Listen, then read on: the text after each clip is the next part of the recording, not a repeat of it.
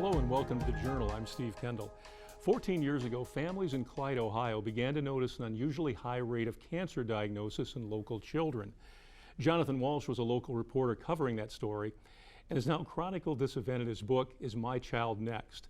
We're joined by Mr. Walsh and the parents of one of those children, Warren and Wendy Brown. We want to welcome all of you to Journal today, so thank you for being here. Thanks for having us, Steve. Steve. Thanks for inviting us. Yeah. And Jonathan, let's start with you. Let's start at the very beginning. Talk about your involvement in this from day one and how this story unfolded. Well, first and foremost, Steve, thank you, and thank you to your staff for lending your time and your talents to spreading the word about childhood cancer in general. Not only just this specific story, but the cause. It's so because we have children being diagnosed every single day, every single hour. And that was one of the reasons why I got into this, is because, way back in 2006, 2007, I got an article. My news director handed me, and it was maybe 3 inches long. And the head was, childhood cancer cases, 8 or 9 cases being investigated in and around the Clyde area. And so he handed it to me and said, go look into this. Mm-hmm. And I thought, oh my gosh, this is such a big story. How am I going to do this? So I basically went to Clyde that night and went to a softball field. Mm-hmm. And as I was talking to the parents and grandparents sitting in the stands, watching their girls, maybe their grandchildren or their nieces or whatever, you could see the concern on their face as I was asking questions about this. Hey, do you know anybody who is part of this? Oh, yes. And it's such a terrible thing. And the continuing theme that I got while I was talking to them, the overarching question was, is my child next? Right. And so that's where it all sort of came together for me in that initial walking through, trying to get an MOS, man on the street. And it really became apparent to me how important this was. And so I started investigating, who was involved, and I made contact with the Heisey family. And Tyler at the time was 12, turned 13 in the hospital. Mm. And picture a 12 or 13-year-old who's supposed to be running around and happy and healthy, and here she is, half bald, sitting in a hospital bed with her 2 younger siblings playing Candyland on the bed. Oh. And it was just, Donna Heisey and Dave Heisey, such courageous people to share their story. And that's what really got me going. And then one day I had heard about Alexa, unfortunately, being part of this. And, I called Warren and made contact. And it's an interesting story. I'll let him pick it up from here. Okay. Steve, again, on behalf of my family, thanks for having us here. It's important to let people know that childhood cancer still does exist, even though the memories may have faded from the cancer cluster. But yeah, I can remember when Jonathan called, and the typical thing for a father is you want to, in those kind of circumstances where you have critically ill children or family members, the fatherly instinct is protect and everybody else leave us alone and stay away and we'll handle this on our own. And he was persistent, as we found out that Mr. Walsh can be, and he pressed, and eventually I acquiesced and said, you know what, maybe this is a story that ought to be out there. And from that point forward, and I can't pinpoint a day, but from that point forward, Jonathan basically became part of our family and went through every stage of what Alexa went through with us. Wow, yeah. And Wendy, from your perspective, what was that like? That when Jonathan appeared on the scene and you realized there was going to be more of a story told here than maybe you had anticipated?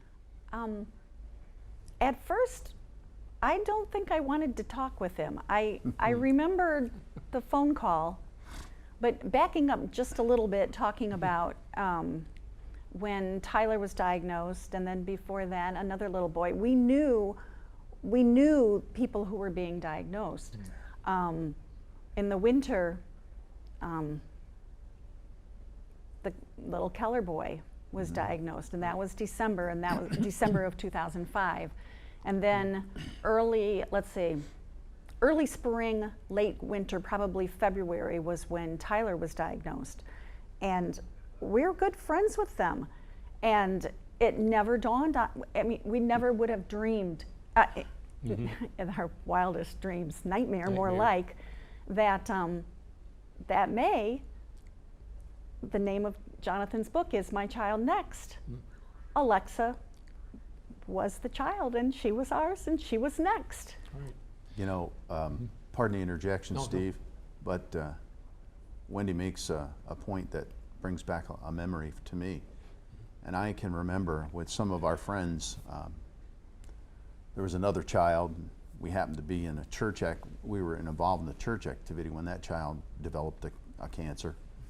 And I can remember thinking to myself, and this is horrible to say, but honestly, I can remember thinking to myself, and I don't know that I ever expressed it to Wendy or anybody else, but I'm sure glad that's not our kid. Yeah, and I wonder how many parents do that. I'm sure glad that's not our kid. Right. And lo and behold, you know, lo and behold, it was our kid.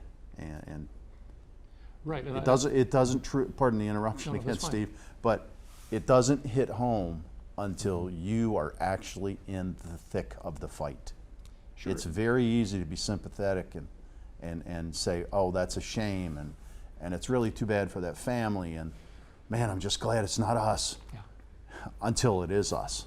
And you don't really get it until you really do get it. Yeah, and we've got just a couple of moments here in this segment, but is that when maybe people started to connect the dots on this a little bit and said, well, no, wait a minute, you know, one here, one there, okay, unfortunately, things happen. But now suddenly you've got a lot of kids. And then is that when maybe people started to say, well, now wait a minute, something's going on here that's not normal? Whatever number Alexa was, which we've never been quite sure which number she was, all of a sudden, she was the statistically significant child.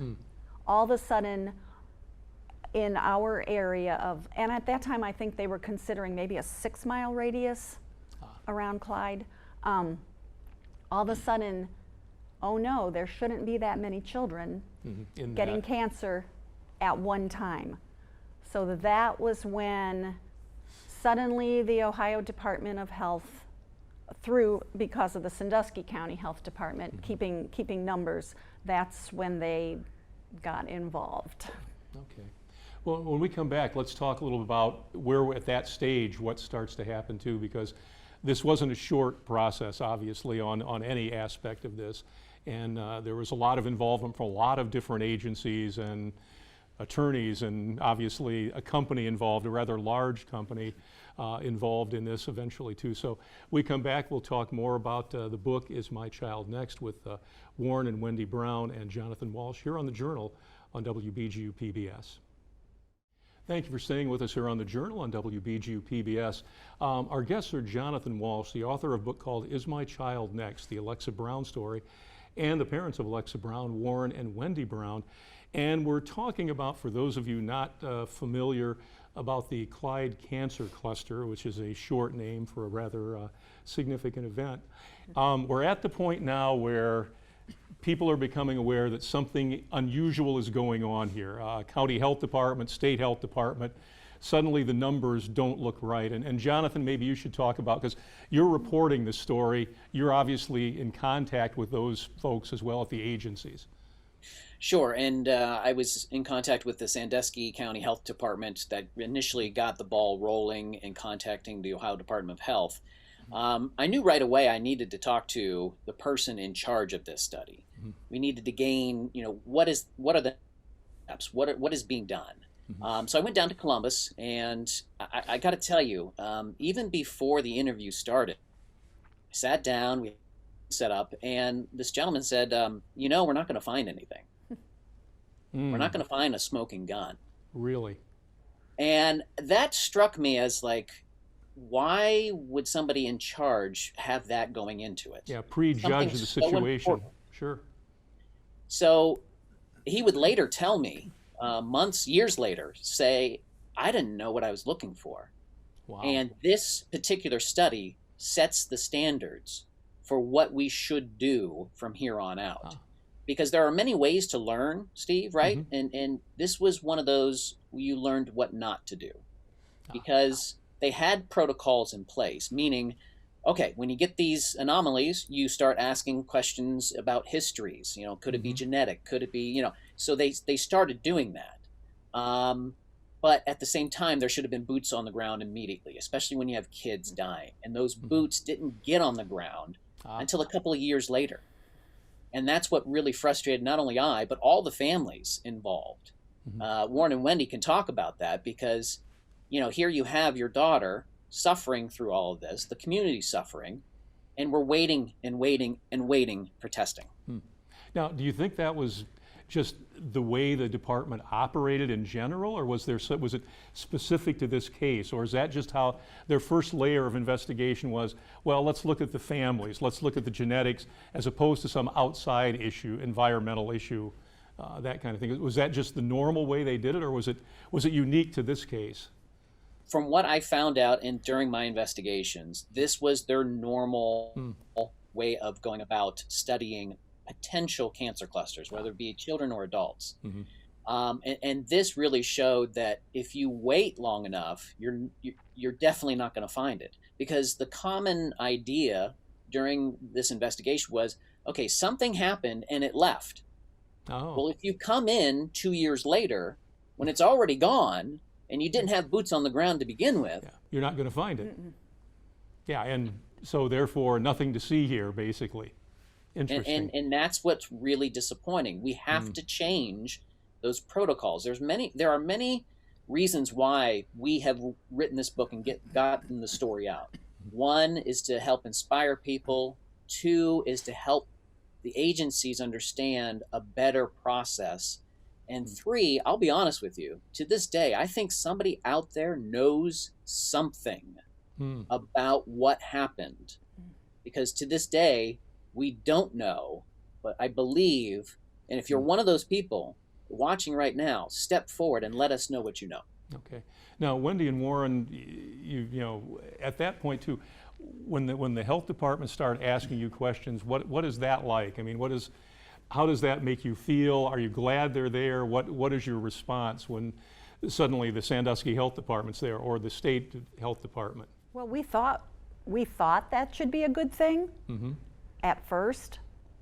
We all filled out pages and pages and pages of histories and forms. You know, we're just going through this too. We're not supposedly the experts. Right. You know, we look back, and it didn't take that long to look back thinking, shouldn't somebody else be doing something also? Shouldn't the health department, I mean the Ohio Health Department and the Ohio EPA, shouldn't they be working together? But they seem to be totally apart from one another until the report was over. And then, if you want the EPA to get involved, I guess you could call them. This was several years later. Right. That was one of the most frustrating things for me, was the disjointed nature with which this whole investigation was approached. It took me calling numerous places over the course of a couple of years to finally get the federal EPA involved. When these things happen, when a statistical anomaly occurs, when the Alexa case tips the scale, Jonathan hit it right on the head, and I think he stole my thunder. There has to be boots on the ground now, not 2 years from now. And therein was the frustration over the whole scientific approach. You know, and I understand they have a modus operandi, but I think it's a little flawed. Yeah. Well, yeah, because you're saying, look, there's something going on here. And I guess you expect, when you look at the various agencies involved, or the ones that you believe should be involved, you're trusting them, that you believe they're going to do the job you believe that they've been, you know, organized to do. And maybe it doesn't feel that way, or maybe that isn't the case. Are they there? What are they there for, I guess, is what you eventually come back to. Or do they really know what they're doing? And I don't think they did. Yeah, Well, as Jonathan said, we're not going to, we don't know what we're looking for, so therefore, which just sounds like, oh, wait a minute, you've already decided how this is going to come out. Yeah, that's interesting. Yeah. At one point, Steve, the director of the Ohio Department of Health came down to Clyde, stood on their high school auditorium stage and said, "This will be our #1 priority in the state." Ohio EPA. Well, Chris Corletti was also, Both of them. Both of them.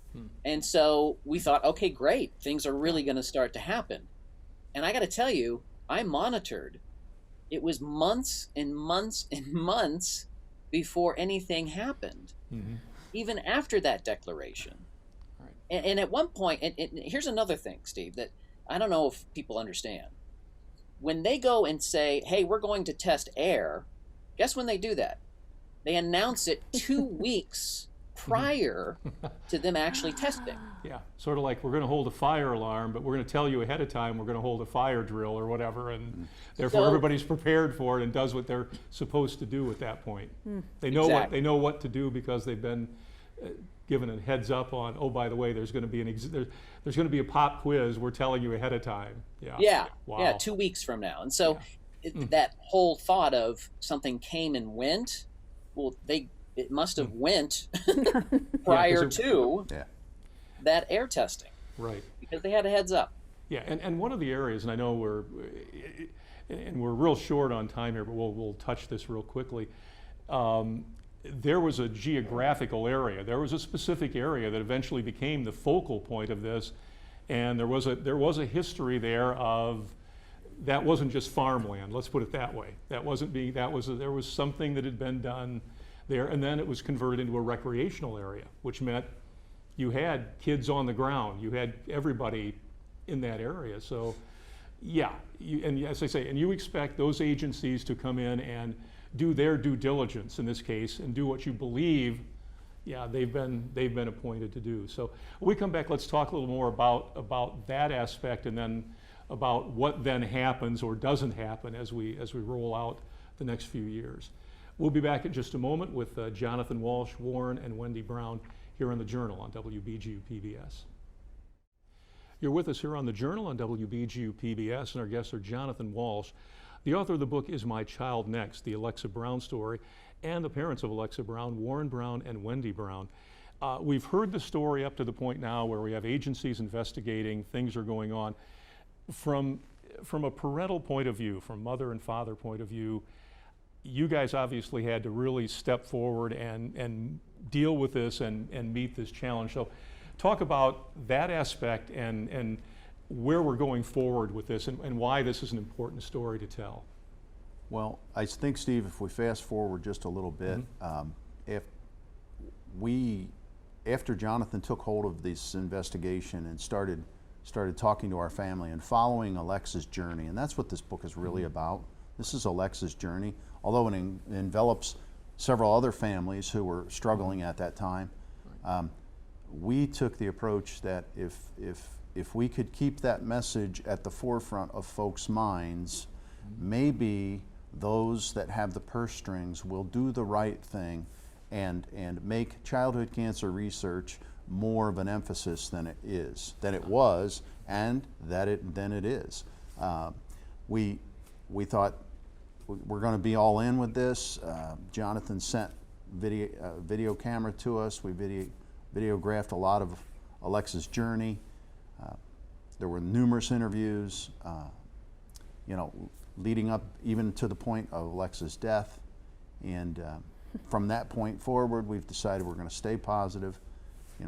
Things have waned over the years, but Jonathan's book has inspired us again to start talking about what needs to be discussed, and that truly is the funding deficit for childhood cancer research. Okay. Right. And Wendy, I mean, obviously, yeah, you try to stay focused, but I guess at times you have to step away a little bit, but at the same time, the message needs to keep coming back to the top. It has to be bumped back up there. Well, So, we haven't yeah. totally stepped away. We have 3 charities Okay. that Right. we have a memorial scholarship that we started giving the year Alexa would have graduated, which we gave to the 1 to 4th class this past year. We have a 5K, a memorial 5K every year, except this year was 2020 is weird because of Sure. COVID year. And the money goes to research for that childhood cancer. And then we have our local, although local I don't just mean Clyde, because we give to surrounding counties or any family, our Alexa's Butterflies of Hope charity. And that's in memory of Alexa. And we give to families that have children who have cancer. And that is one really, Jonathan's proceeds from this book, he is giving to Alexa's Butterflies of Hope to help other families. Now, and not to digress, but if people want to get involved in each of these initiatives, what's the easiest way for them to do that? Alexa's Butterflies of Hope does have a website. It's alexasbutterflies.com. Okay. And there is a place to donate on that website. The race is always the month of September, the third weekend, and next year we plan to have our 12th annual, although the 11th annual only people are getting T-shirts for that one. Yeah. It's a difficult year. And we advertise when it's race time. So there are lots of ways people can become involved. There's something I want to interject, Steve. Sure. A community of Clyde, less than 6,000 people, or maybe 6,000 folks, has stood behind these. It's the small fundraisers. It's volleyball kids playing a volleyball tournament and donating the proceeds. It's a basketball games where the proceeds are donated. We're not some huge. How do I describe it? Some huge corporation. We can't compete with the Susan G. Komans of this world. But Alexa's Butterflies of Hope concentrates on kids that are truly ill with expenses that the family will definitely have to expend. I mean, how many times did you ride up to St. V's, Wendy? 4 times a week? No, more than that. 5 times a week? Those expenses are real. Food costs, gasoline costs, and cancer. And Columbus and. Yeah. Childhood cancer doesn't hit rich people. It hits everybody. And when it hits those folks that don't have all the means that other families might have, they need help. And that's what her foundation does. It helps those kids, those families with those kinds of expenses when they need it most. All right.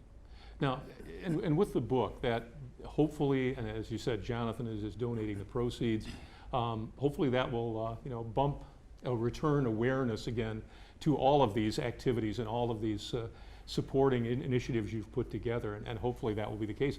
And also make sure that people understand that what this story is and what the outcomes are and what the positives are and what the challenges are. So is there, if each of you had a message you wanted to leave with people, what would it be about this experience and where you want to go with it in the future? I guess for me, as a journalist, you look for stories that grab you and compel you to follow it. And this was that story for me.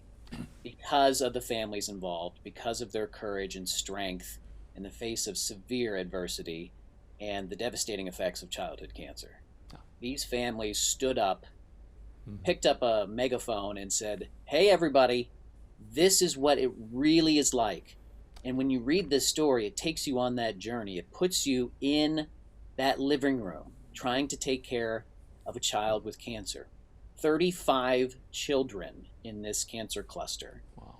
And to this day, we still don't know what happened. Exactly what happened, sure. Warren, is there anything, a message you'd like to add? There is, and thanks for asking, Steve. The message is, if your child is ill, don't lose hope. I almost did. I went to a very dark place, but the faith of my family, my girls, my son, Wendy, and especially Alexa's faith. She was bound and determined. She knew where she would go when she died. Don't lose hope. Yeah. Wendy? You always want your child to be remembered.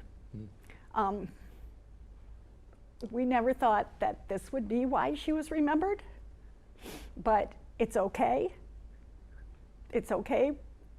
She, I think people think they know her who never even met her before.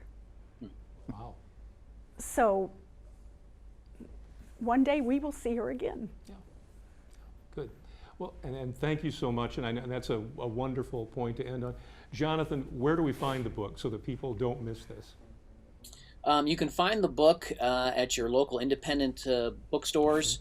You can order it through them, through Barnes & Noble, through Amazon. We now have a Kindle version available for people who like to read on their Kindles. And again, every penny of profit goes right back into helping children and their families going through life-changing medical situations. Okay.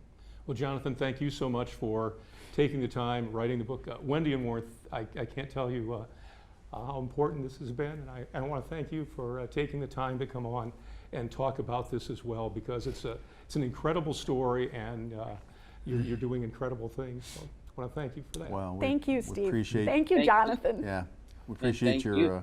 attention to this, Steve, and the station's Thank you. willingness to have us and hear the message. Good, and it's a message that needs to be heard. So. You can check us out at WBGU.org, and of course, you can find us on social media with this story as well as other journals. And of course, you can see us every week here on WBGU PBS. We will see you next time on The Journal.